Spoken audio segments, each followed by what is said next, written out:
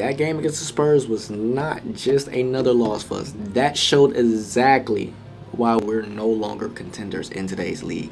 It's not even close. I get we were missing Steph Curry. I get we didn't have Jimmy. I get we didn't have. If I'm not mistaken, I believe they said we was missing like 9 players. I get all of that. The personnel, as far as what we had out on the court, was not obviously our best. So I'm not even critiquing last night based off of what we had out there on the court. No. It's way bigger than that. It's a bigger issue than that. What we saw against the Spurs, that is what a true contender looks like. And then there was Wemby, the game changer, the most unique player I think I've ever seen. He had 20 points and 13 boards at halftime. He had a double-double with just 11 minutes into the game. Like, it's just, he is, oh my gosh. To think we're going to have to face that going forward in the NBA and what he can potentially build on, being that he's still so young. It's just a nightmare. I don't even truly know what you're supposed to do guarding somebody like that when he's in attack mode, when he's out, when he's ultra aggressive, when he's trying to impose his will. What can you do? And just the things he was doing, he's making plays I've never seen before, ever. And what's scary about that whole situation is it's not even just him. Yes, Wemby is the most unique talent in the NBA, the most gifted prospect we've seen in a long time. And it's not just him that you have to deal with. The Spurs are just too deep. They have so much talent around him. It is baffling to me how they was actually able to build this team like that. They have so many playmakers. They have so many shot creators. They got players that play defense. They have players that play hard. That to me is the true definition of what you would want your team to look like going forward. If you're seriously trying to compete for championships, that's what you want your team to look like. And then you factor in that it's not even just them. The Thunder are like that. The Celtics are like that. Yeah, they got their star players, but outside of that, their team, their role players are still elite. They're still high quality players. They can still create offense. They can still be a difference maker on the court each and every game, and they're consistent for the most part.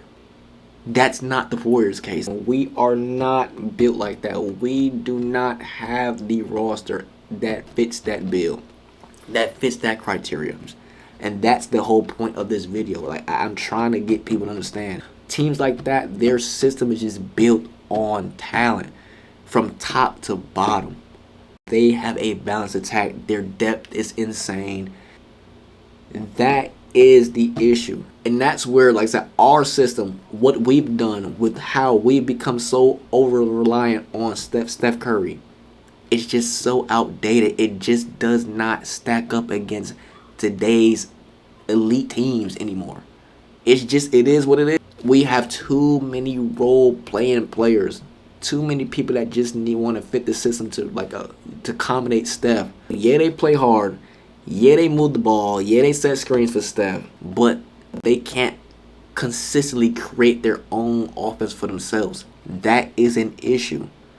That is our biggest issue. That is, first of all, and I get that's why we needed to get a player like Jimmy Butler, because we truly lack that. Without Jimmy Butler, this team would really look trash. So yeah, Jimmy Butler was a step in the right direction, but we still need more. We need a lot more than just Steph and Jimmy. We need threats on the court at all times. Even with a player like Paz, who's playing really well. Even with players like Keith Santos, who's playing really well. Moody, who was playing well before he got hurt. Even with all of those players, are they enough? Like, let's realistically think about this. Are they even enough? With a healthy roster, with healthy Steph Curry, Jimmy, Draymond Green, and potentially Porzingis if we can re-sign him next year. Are those players around Steph, around that core, are they enough? You put pods. Like I said, he's having a great stretch. This is not even to me attack. Like I'm not. And once again, I'm not trying to attack him. I'm just being realistic. If we put pods on the Spurs, the Thunder, or the Celtics, is he gonna get burned? Realistically, is he getting burned on any one of those teams? If you put Guy Santos on any one of those teams, is he gonna get burned? You put Moody on any one of those teams. Do I think he'll get burned? Yes, but how much burn will he get on those teams? I'm not sure. And that's the issue I'm saying we have. I feel like just the players outside of Steph, outside of that core group, are just so limited. And they're not consistent. And that's a problem because, like, you have to be, at the very least, a scoring threat. Everybody, all 5 players on the court on every one of those teams are a scoring threat at any point in time in the game. We don't have that. And if we have that, it's for a game, it's for a stretch, but it's not consistent. It's not something you can actually it's not something you could, like, truly count on game in, game out. And even with those, Jimmy and Draymond, you really just don't know what you're going to get from them on a night-to-night basis.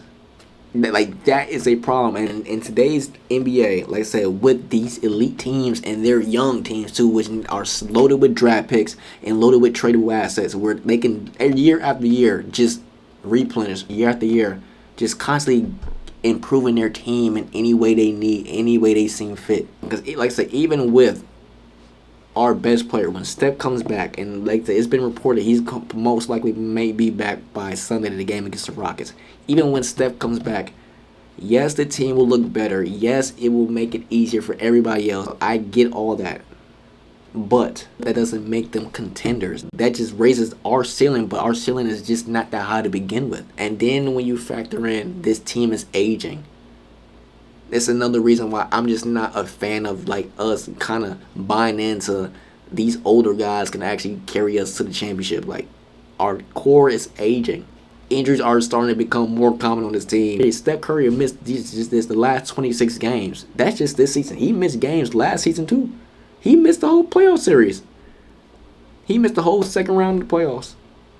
Like, this is becoming a more common theme for us. And so now when you factor in Jimmy's ACL injury, what is the likelihood that Steph, Dre, Jimmy, and Porzingis, like I said, if we resign him, what's the likelihood that all of them will play on the court at the same time? And then for how long would that last? So that's the whole point I'm trying to make. Like, we truly only have 2 options going forward if we are trying to win a championship. If we are trying to still maximize the last bit of years we have as far as with Steph Curry, we only have 2 options. Option 1, you upgrade the roster. You bring in more talent around Steph and that core group of guys that can actually create their own offense and not necessarily just fit into the system. That's option 1. That's the only way, because like I said, we get into a playoff series against that team, even fully healthy, we're going to get destroyed. Or there's option 2. You go big game hunting and bring in another superstar quality player to take the pressure off Steph Curry. Similar to what the Lakers done and getting Luka Doncic on the team. That is the approach that we would have to take. Calling up the league and getting Giannis and finding a way to get Giannis. Like I said, the same thing the Lakers did. Because ain't no real GM is just trading Luka Doncic for an injured Anthony Davis. I don't care what they was thinking about. I don't care what the logic was behind that. That was stupid.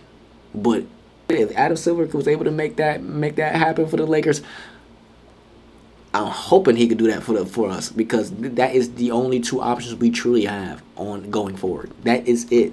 If we're, like I said, we're trying to if we're trying to win a championship, that's it. Those are the only 2 options. Now, thing with all that is, I know the Warriors. I know how they operate. I already know most likely this season is going to be, if our guys was healthy, we would be in a much better position. And that, like I said, it could very well much be true. That may be the case.